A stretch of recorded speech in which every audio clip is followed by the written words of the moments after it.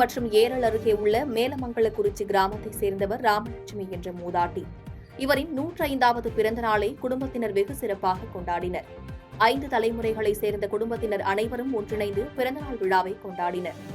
இவ்விழாவை முன்னிட்டு அவரது நினைவாக மரக்கன்றுகள் நடப்பட்டது. இந்நிகழ்வில் தொழில் மற்றும் வேலைக்காக மும்பை, சென்னை என பல்வேறு இடங்களில் உள்ள மகன், மகள், பேரன், பேத்திகள் என 5 தலைமுறையினர் மற்றும் மேலமங்கலக்குறிச்சி கிராமத்தினர் என அனைவரும் ஒன்று கூடி வெகு விமர்சையாக கொண்டாடினர்.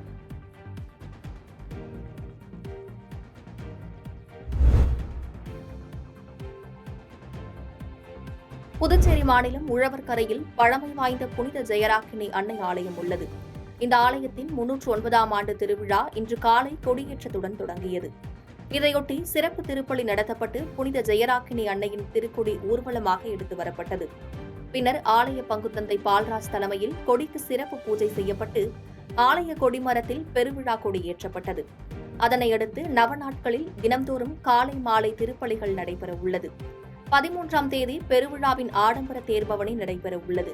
இதில் திரளான ஊர் பொதுமக்கள் கலந்து கொண்டு சிறப்பு வழிபாட்டில் ஈடுபட்டனர்.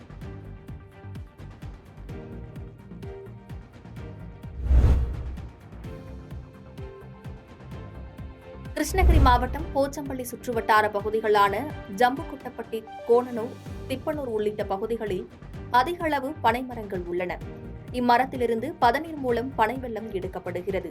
தமிழக அரசு பனைமரங்களை வெட்ட தடை விதித்த போதும் தொடர்ந்து வெட்டப்படும் காரணமாக 80% பனைமரங்கள் அழிந்த நிலையில் மீதமுள்ள பனைமரங்களை பாதுகாக்க வேண்டும் என கோரிக்கை எழுந்தது. இந்நிலையில் போச்சம்பள்ளி மற்றும் அதன் சுற்றுவட்டார பகுதிகளில் 105 டிகிரி வெயில் வாட்டி வதைத்து வருகிறது. இந்நிலையில் கடும் வறட்சியையும் தாங்கக்கூடிய பனைமரங்கள் காய்ந்து வருவது வேதனை அளிப்பதாக பனை விவசாயிகள் வேதனை தெரிவிக்கின்றனர்.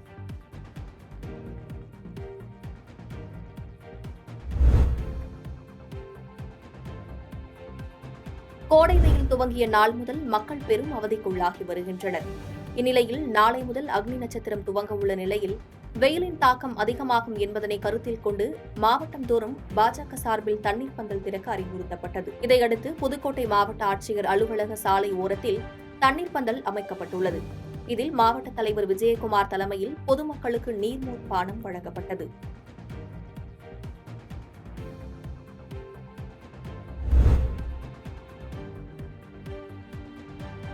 மலைகளின் அரசு என அழைக்கப்படும் நீலகிரி மாவட்டத்தில் ஆண்டுதோறும் கோடை சீசன் காலத்தில் லட்சக்கணக்கான சுற்றுலா பயணிகள் வருவது வழக்கம்.